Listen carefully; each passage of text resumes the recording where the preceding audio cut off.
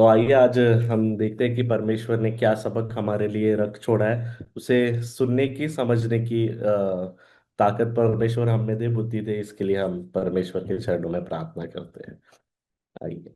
परमेश्वर ने हम सभी को हमारे जीवन में बहुत अच्छे अच्छे सुंदर सुंदर भेंटें दी है। हम सभी जानते हैं परमेश्वर ने बहुत आशीषित किया है, आशीर्वाद दिए है। और एक ऐसा ही आशीर्वाद जो परमेश्वर ने हमें दिया है वो है फ्री विल। फ्री विल मतलब ही एक मुक्त इच्छा, जिसे हम सही गलत का चुनाव करते हैं, नैतिक चयन करते हैं, कुछ निर्णयों को अपने जीवन में लेते हैं। सुनने में तो काफी अच्छा लग रहा है, लेकिन कभी कभी यही आशीर्वाद अभिशाप भी बन सकता है। हम मनुष्य हमारे जीवन में अलग अलग मोड़ पर कई अलग अलग निर्णयों को लेते हैं, और उन निर्णयों को लेने की वजह से, उन चुनाव को करने के वजह से हमारा जीवन उस तरीके से आकार लेता है। ये जो निर्णय है, जो प्रभु ने ये फ्री विल हमें दी है, ये काफी अलग अलग प्रकार की होती है। आत्मिक कुछ निर्णय हम लेते हैं, जैसे कि मैं आज से ज्यादा बाइबल पढ़ूंगा, प्रभु के ज्यादा उपयोग में आऊंगा। भौतिक या स्वास्थ्य रिलेटेड हो सकते हैं, कि मैं ज्यादा से ज्यादा सेविंग करूंगा, मैं स्वास्थ्य की ओर ज्यादा ध्यान दूंगा, एक्सरसाइज करूंगा। करियर रिलेटेड हो सकते हैं, कि मैं ये डिग्री कोर्स करना चाहूंगा, उसकी प्रिपरेशन करना चाहूंगा। या फिर कोई परिवार शिफ्टिंग का निर्णय लेता है, किसी शहर में शिफ्ट होने का, तबादला करने का। और इन सारी चीजों के वजह से उनके परिवार का जीवन पूरी तरीके से एक नया आकार लेता है। कई कई बार हमारे विश्वासी जो कुटुंब है, वो किसी शहर में जाने से पहले बच्चों के बारे में सोचते हैं कि उन्हें शायद अच्छी कलीसिया मिले, हमारे आसपास एक अच्छी कलीसिया हो, उनका एजुकेशन अच्छा हो, कितनी अच्छी बात है। और उस वजह से उनके बच्चों का जीवन एक अलग आकार लेता है। बताने की साधारणतः यही बात है कि ऐसे कुछ निर्णयों के वजह से हमारा जीवन उस तरीके से शेप लेने लगता है। हम वह बन जाते हैं जो हम जिसकी हम चॉइस करते हैं। We become what we choose. तो ऐसे ही कुछ निर्णयों के बारे में आज हम पवित्र शास्त्र की बाइबल से देखेंगे, एक ऐसे किरदार के जीवन से देखेंगे जिसने ऐसे कुछ निर्णयों को प्रभु के लिए लिया, और उससे हम सीखने की कोशिश करेंगे। और वो किरदार है मूसा। तो आइए हम पवित्र शास्त्र निकाले। इब्रानियों की पत्री 11वां अध्याय। इब्रानियों की पत्री 11वें अध्याय से ही हम सारे वचनों को देखेंगे। 23वां वचन। हम यहाँ देखते हैं कि परमेश्वर ने मूसा को चुना। और क्यों मूसा को चुना? क्योंकि मूसा ने अपने जीवन में अलग अलग मोड़ पर, अलग अलग पड़ाव पर परमेश्वर को जो भाए इस तरीके का चुनाव अपने जिंदगी में उसने किया। तो आइए देखते हैं कि 23वें वचन में देखते हैं कि क्या क्या चुनाव थे ये। विश्वास से ही मूसा के माता पिता ने उसको उत्पन्न होने के बाद 3 महीने तक छिपा करके रखा, क्योंकि उन्होंने देखा कि बालक सुंदर है और वे राजा की आज्ञा से न डरे। हम सभी के परिचित वचन है। हमें पता है कि फारो राजा ने सारे नवजात बालकों को मारने का हुक्म दे दिया था। लेकिन मूसा के जो माता पिता थे वे जानते थे कि परमेश्वर की इच्छा मूसा के जीवन में है। इसलिए उन्होंने क्या किया, उस राजा से न डरते हुए उन्होंने उस बालक को छुपा के रखा। और हम सभी जानते हैं कि नील नदी में टोकरी में डाल के उन्होंने उसे छोड़ दिया। एक बालक जिसका मरना तय था, वो उसके माता पिता के एक निर्णय की वजह से, एक सही चुनाव के वजह से वो डायरेक्ट राजमहल जा पहुंचा। और हम देखते हैं कि वो डायरेक्ट फेरो राजा का पोता बन गया। तो मूसा के द्वारा जो उसके जीवन में निर्णय लिए गए, उसकी शायद शुरुआत उसके माता पिता के द्वारा हुई। माता पिता ने सही निर्णय लिया और मूसा सही जगह पहुंच गया। तो आइए देखते हैं आगे। हम देखते हैं कि मूसा ने ऐसे क्या अद्भुत निर्णय लिए। 24वां वचन मैं पढ़ता हूँ। विश्वास ही से मूसा ने सयाना होकर फिरौन की बेटी का पुत्र कहलाने से इनकार किया। हम देखते हैं मूसा ने क्या किया, किसी बात का इनकार किया। क्या बात का इनकार किया उसने? मूसा की कन्या, उसका पुत्र होने से इनकार कर दिया। उसने राजपुत्र होने से इनकार कर दिया। उसने ये जो झूठी पहचान थी उसको नकारा।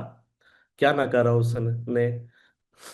शाही ठाट, राजगद्दी, एक झूठी पहचान जो लोगों ने उसे दी थी, उसे नकारने का उसने निर्णय किया। शायद उसके हिस्से प्रसिद्धि आई रहती, शक्ति आई रहती, शायद वो अगला फेराव हो गया रहता।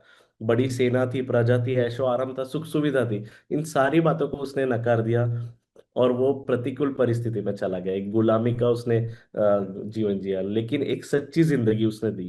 प्रियो भाइयों बहनों, अगर हम, आप और मैं मूसा की जगह रहते तो हमने क्या किया होता? ये हमें सोचने की बात है। हम इस जगह में जीवन में जीते वक्त झूठी पहचान से जीते हैं। सोशल मीडिया पर भी हम लोग हैं, लेकिन सोशल मीडिया में हर कोई अपनी सक्सेस अच्छा अच्छा ही डालता है, कोई भी अपना फेलियर डालता नहीं है। एक तरीके से एक झूठी पहचान हम वहां पर लेकर चलते हैं। हमारे काम करने की जगह, हमारे दोस्तों में, हमारे बिजनेस की जगह हम एक झूठी पहचान को रखते हैं। एक ऐसी पहचान जो लोगों को भाती है, हमें नहीं भाती, परमेश्वर को नहीं भाती, लेकिन लोगों को भाने वाली पहचान। लेकिन परमेश्वर क्या चाहता है? हम ऐसी पहचान को ठुकरा दे। परमेश्वर को किस तरीके की पहचान हमारे जीवन में चाहिए? एक ऐसी पहचान जिसमें परमेश्वर की महिमा हो, परमेश्वर के दिए हुए आशीर्वाद, परमेश्वर का दिया हुआ पर्पस हमारे जीवन से पूरा हो, परमेश्वर के का हेतु हमारे जीवन से पूरा हो। एक ऐसी पहचान परमेश्वर हम हमारे लिए चाहता है, ना ही कि एक झूठी पहचान। और अगर ऐसी पहचान में हम जी रहे हैं तो मूसा की तरह हमें उस पहचान को नकार देना है। आइए एक उदाहरण देखते हैं। फिलिपियो की पत्री, तीसरा अध्याय और सातवां आठवां, पूरा वचन नहीं पढ़ेंगे हम, काफी परिचित वचन है। यहाँ पे हम पॉल के बारे में देखते हैं। पॉल के बारे में जब हम देखते हैं कि जब उसकी पहले की जो पहचान थी, जब वो शाऊल था, जब सताव करने वाला एक क्रूर राजा था, ये लोगों ने उसे दी हुई पहचान थी, ये सांसारिक उसकी पहचान थी। लेकिन परमेश्वर ने जब उसकी आंखें खोली, जब वो पॉल बना, जब वो नम्र हुआ, तभी परमेश्वर ने अपनी सारी अपना पर्पस उसके जीवन से पूरा किया, अपना हेतु उसके जीवन से महिमा की। तो पॉल की तरह हमें अपनी झूठी पहचान छोड़नी होगी, और एक नई पहचान जो परमेश्वर को भाए, वो पहचान हमें परमेश्वर के लिए अपनानी होंगी। आइए देखते हैं प्रभु यीशु क्रिस्त इसके बारे में क्या कहते हैं। यूहन्ना उसका 17वां अध्याय और 16वां वचन। जैसे मैं संसार का नहीं, वैसे ही वे भी संसार के नहीं। प्रभु यीशु क्रिस्त क्या कहते हैं कि जैसे मैं संसार का नहीं, वैसे मेरे शिष्य भी इस संसार के नहीं, आप और मैं भी इस संसार के नहीं। तो अगर हम इस संसार के हैं ही नहीं, तो इस संसार की दी हुई पहचान हम क्यों लेकर चले? इस पहचान को हमें यहीं पर नकारना होगा, और परमेश्वर ने जो हमारे लिए पहचान रखी है उसे स्वीकारना होगा। तो यहाँ हम देखते हैं कि मूसा ने क्या किया, पर इस संसार की दी हुई पहचान को नकार दिया। आइए दूसरी बात, दूसरा निर्णय, दूसरा चुनाव उसने अपनी जिंदगी में परमेश्वर के लिए क्या किया, वही देखते हैं। इब्रानियों की पत्री 11वां अध्याय, इसी से हम सारे वचन पढ़ने वाले हैं। 25वां वचन। इसलिए कि उसे पाप में थोड़े दिन के सुख भोगने से परमेश्वर के लोगों के साथ दुख भोगना अधिक उत्तम लगा। यहाँ देखते हैं मूसा ने कुछ चीज पसंद की। क्या पसंद की? उसने पाप में क्षणिक सुख भोगने से अच्छा परमेश्वर के लोगों के साथ दुख भोगना वो पसंद किया। शॉर्ट टर्म पेन और लॉन्ग टर्म गेन, एक शब्दों में हम कहा जाए तो। इस चुनाव के कारण क्या हो गया? मूसा का जीवन कष्टमय हो गया। हम देखते हैं उसे वहां से भागना पड़ा, 40 साल जानवरों की तरह वो इजरायलियों के साथ जंगल में भटकता रहा, और उसका जीवन कठिन हो गया। लेकिन उसने किस चीज का चुनाव किया? उसने परमेश्वर के लोगों के साथ दुख उठाने का चुनाव किया। इसके विपरीत भाइयों बहनों, हम सुख सुविधाओं से घिरे हुए हैं, लग्जरी ये हम पहले पसंद करते हैं, सुख सुविधा, शॉर्टकट, और ये, लेकिन ये सारी बातें शैतान की दी हुई है। शॉर्टकट ये शैतान की स्कीम है, हम सभी जानते हैं। और इसी स्कीम में फंसकर हम हमेशा गलत निर्णय लेते हैं। 23वें वचन में हमने देखा कि परमेश्वर ने मूसा का चुनाव किस तरीके से किया। और 24वें और 25वें वचन में हमने देखा कि मूसा ने प्रौढ़ होकर, पूरे आत्मिक परिपक्वता से सयाना होकर, यहाँ पे वचन में लिखा है, परमेश्वर के रास्तों का चुनाव किया। भाइयों बहनों, हमारा तारण हुए भी, हमारा उद्धार हुए काफी समय हो गए, साल हुए रहेंगे, हमने ऐसे क्या परमेश्वर के लिए चुनाव किए? आत्मिक परिपक्वता से परमेश्वर के लिए क्या हमने डेडिकेट किया अपने जीवन में? किया तो बहुत अच्छी बात है, लेकिन अगर नहीं किया तो ये सवाल बहुत महत्वपूर्ण है कि परमेश्वर को भाई ऐसा मैंने मूसा की तरह क्या चुनाव किया। इसके बारे में सोचने की जरूरत है। और इस जीवन में क्षणिक सुख को छोड़कर इन परमेश्वर के लोगों के साथ इस दुख को हमें क्यों उठाना चाहिए? आइए इसके लिए एक वचन देखें। रोमियो रोमियो उसका 5वां अध्याय, तीसरा और चौथा वचन। रोमियो 5वां अध्याय, तीसरा और चौथा, मैं पढ़ता हूँ। केवल यह नहीं, वरन हम क्लेशों में घमंड करें, यह जानकर कि क्लेश से धीरज, और धीरज से खरा निकलना, और खरे निकलने से आशा उत्पन्न होती है। परमेश्वर क्यों चाहते हैं हम ये क्लेश उठाए, हम इस कठिन परिस्थिति से क्यों जाए? क्योंकि उससे धीरज उत्पन्न होता है, धीरज से खरेपना। परमेश्वर हमारे शरीर को तराश रहा है, परमेश्वर हमारे शरीर को आकार दे रहा है, और इसी खरेपना से आशा उत्पन्न होती है। परमेश्वर हमें उस अनंत काल के जीवन के लिए तैयार कर रहे हैं, ये हमें समझने की जरूरत है। इसलिए इस कठिन परिस्थितियों से जाना इसलिए इम्पोर्टेंट है क्योंकि परमेश्वर हमें अनंत जीवन के लिए हमारे शरीरों को तैयार कर रहा है। बात सिर्फ यहाँ तक की नहीं है, इस संसार तक की नहीं है, लेकिन परमेश्वर उस अनंत जीवन के लिए चाहते हैं कि हम तैयार हो, उसके साथ रहने के लिए तैयार हो। इसलिए हमें मूसा की तरह क्षणिक सुखों को, इस पाप के सुख को छोड़कर उस अपने परमेश्वर के लोगों के साथ दुखों को उठाने के लिए हमेशा तैयार रहना चाहिए। आइए तीसरा उदाहरण हम देखें कि तीसरा निर्णय मूसा ने क्या लिया। इब्रानियों की पत्री 11वां अध्याय 26वां वचन। उसने मसीह के कारण निंदित होने को मिस्र के भंडार से बड़ा धन समझा, क्योंकि उसकी आंखें फल पाने की ओर लगी थी। उसने क्या किया? मसीह के कारण निंदित होने को मिस्र का सबसे बड़ा धन समझा। और ऐसा क्यों वो समझ पाया? क्योंकि उसकी आंखें उस अनंत जीवन के फल की ओर थी, यहाँ के फल की ओर नहीं थी। भाइयों बहनों, मूसा की तरह उसने अपने जीवन में कुछ मूल्यों को चुन लिया था। हमने अपने जीवन में किन मूल्यों को चुना है, इसके बारे में हमें सोचना है कि हमारे जीवन जीवन किन मूल्यों पर आधारित है। और इसके बारे में सोचिए, अगर नहीं याद आ रहा तो लिख के निकालिए, क्योंकि अगर हम इनके बारे में सोचेंगे नहीं तो इन मूल्यों को शैतान हमारे लिए डिसाइड करेगा। हाँ, सच में। क्योंकि अगर हम इसका चयन नहीं कर पाए तो शैतान हमारे लिए इन मूल्यों को चुन लेगा। देखिए, मूसा की जिंदगी में शैतान ने कुछ कुछ मूल्यों को चुन लिया था। क्या मूल्य थे वो? लोकप्रियता, सत्ता, मान, सम्मान, क्षणिक पाप का सुख, धन संपत्ति, अधिकार, इन सारे मूल्यों को शैतान ने मूसा के लिए चुना था। लेकिन मूसा ने क्या किया? मूसा ने इन सारे चीजों का, इस झूठी पहचान का नकार कर दिया। क्यों? क्योंकि उसकी नजर अनंत जीवन की ओर थी। इसी इसी के संबंध में एक वचन हम पढ़ेंगे। पहले यूहन्ना की पत्री, पहला अध्याय और 16वां 17वां वचन मैं पढ़ता हूँ। क्योंकि जो कुछ संसार में है, अर्थात शरीर की अभिलाषा और आंखों की अभिलाषा और जीविका का घमंड, वह पिता की ओर से नहीं है। ये सारी बातें पिता की ओर से नहीं है, ये शैतान हमारे लिए, इस संसार ये पहचान हमारे लिए चुन रहा है। संसार और उसकी अभिलाषाएं दोनों मिटते जाते हैं, पर जो परमेश्वर की इच्छा पर चलता है वह सर्वदा बना रहेगा। मूसा की तरह हमें भी परमेश्वर की इच्छा के अनुसार चलना है, तभी हम सब सदा के लिए बने रहेंगे। उस अनंत जीवन के फल की ओर हमारी आंखें मूसा की तरह लगनी चाहिए। मूसा ने क्या, किन लोकप्रियता, सत्ता, मान सम्मान, इन सबको नकार दिया। उसने क्या चूज किया? गॉड्स पर्पस, परमेश्वर का हेतु अपने जीवन में उसका चुनाव किया। उसने क्षणिक सुख के जगह परमेश्वर के लोगों के साथ दूर उठाना ज्यादा पसंद किया। उसने धन संपत्ति अधिकार के बदले परमेश्वर की शांति को अपनाना ज्यादा मूल्यवान माना, उसे अपना धन समझा। इसी प्रकार हमें भी मूसा की तरह इन बातों का चुनाव करना बहुत जरूरी है, नहीं तो शैतान हमारे लिए उन मूल्यों को का चुनाव करेगा। आइए चौथी बात देखते हैं कि मूसा ने चौथी किस बात का निर्णय उसने लिया।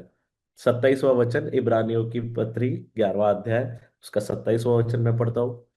विश्वास से ही राजा के क्रोध से न डरकर उसने मिस्र को छोड़ दिया, क्योंकि वह अनदेखे को मानो देखता हुआ दृढ़ खड़ा रहा। हम देखते हैं कि फारो राजा के समक्ष मूसा गया और उसने बड़ी निडरता से क्या कहा कि मैं तुम्हारे गुलामों को, तुम्हारी प्रजा को यहाँ से लेकर जा रहा हूँ। हमने तैयारी कर ली है, हम अपने परमेश्वर की उपासना करने के लिए जंगल में जाने वाले। एक राजा, एक सम्राट जिसका दबदबा पूरी दुनिया में था, जो मूसा को मृत्यु दंड दे सकता था, ऐसे महान राजा के सामने खड़ा मूसा निडरता से, मानो जैसे उसे फारो राजा दिख ही नहीं रहा हो। यहाँ पे लिखा है कि जैसे वो अदृश्य हो गया उसके लिए। और जो अदृश्य परमेश्वर उसके समक्ष खड़ा था, उसने उसका भय मानना ज्यादा अच्छा समझा उस राजा से अधिक। तो इसी प्रकार हम हमें भी अपने जीवन में, हम हमारे जीवन में अनेक इस बातों को हमने अनुभव किया रहेगा कि जब हम परमेश्वर के साथ होते हैं, परमेश्वर हम का सानिध्य हम फील करते हैं, तब हमें बड़ी बड़ी परीक्षाएं, बड़े बड़े संकट भी यूं ही निकल जाते हैं। लेकिन जब परमेश्वर से दूरी होती है, तब छोटी छोटी परीक्षाओं में भी हमारे पाँव डगमगाने लगते हैं। तो यहाँ पे हम देखते हैं कि तो मूसा को ये नीडर था, ये सामर्थ्य कहाँ से आया? मूसा कैसे क्या न डगमगाया इस बड़े सम्राट के सामने। उसके लिए एक वचन हम निकालेंगे, दूसरा कुरिन्थियों उसका चौथा अध्याय और 17-18 वचन। दूसरा कुरिन्थियों उसका चौथा अध्याय 17 और 18 वचन मैं पढ़ता हूँ। क्योंकि हमारा पल भर का हल्का सा क्लेश हमारे लिए बहुत ही महत्वपूर्ण और अनंत महिमा उत्पन्न करता है। और हम तो देखी हुई वस्तुओं को नहीं परंतु अनदेखी वस्तुओं को देखते रहते हैं, क्योंकि देखी हुई वस्तुएं थोड़े ही दिन की है परंतु अनदेखी वस्तुएं सदा बनी रहेंगी।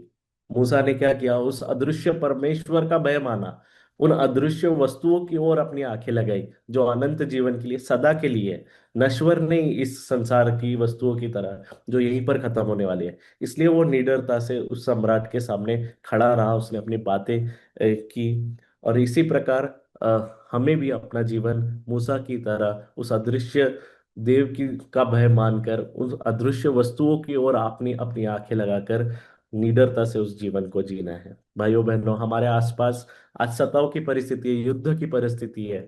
अनेक विश्वासी कलीसियाओं का सताव शुरू है, सेवकों के को छड़ा जा रहा है, उनके मुंह में गोबर डाला जा रहा है। ये सताव आज हमारे घर तक पहुंच गया है।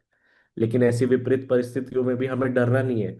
ये सारी परिस्थितियां उस फेरो राजा की तरह है जो हमारे लिए मूसा की तरह अदृश्य हो जाना चाहिए, क्योंकि हमारी आंखें उस स्वर्गीय वस्तुओं पर जो सदा की बनी रहने वाली है, उस अदृश्य परमेश्वर पर जो हमें सामर्थ्य देता है, उसकी ओर लगी रहनी चाहिए, ताकि हम भी मूसा की तरह विश्वास योग्यता से निडरता का जीवन जी सके। आज हमने देखा कि मूसा ने किन चार चीजों का चुनाव किया। उसने उस झूठी पहचान का नकार दे दिया कि ये संसार की दी हुई पहचान मुझे नहीं चाहिए। दूसरा, उसने कुछ चीज पसंद की। क्या पसंद की? क्षणिक पाप के सुख के से ज्यादा उसने परमेश्वर के लोगों के साथ दुख उठाना पसंद किया। तीसरा, उसने क्या किया?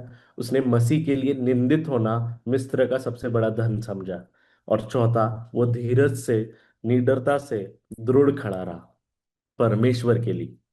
मसीह यीशु क्रिस्त यीशु ने भी हमारे लिए ये सारी चीजें की। उसने क्या नकारा? उसने उस स्वर्गीय राज्य को नकारा, स्वर्ग में विराजमान प्रभु। उसने उस ठाट बाट को, उस ऐश्वर्य को नकार दिया आपके और मेरे लिए। उसने क्या पसंद किया? उसने मनुष्य के रूप में इस पृथ्वी पर आना पसंद किया, आपके और मेरे साथ रहना पसंद किया। तीसरा, उसने क्या किया? आपके और मेरे पापों के लिए उसने निंदित होना सबसे बड़ा धन समझा।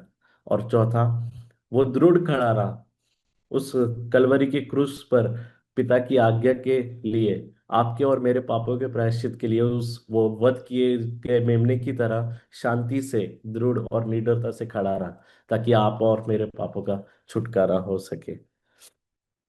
हमने देखा कि परमेश्वर ने मूसा का किस तरीके से चुनाव किया, और उससे अद्भुत, उससे कहीं ज्यादा अद्भुत रीति से आपका और मेरा चुनाव किया परमेश्वर ने।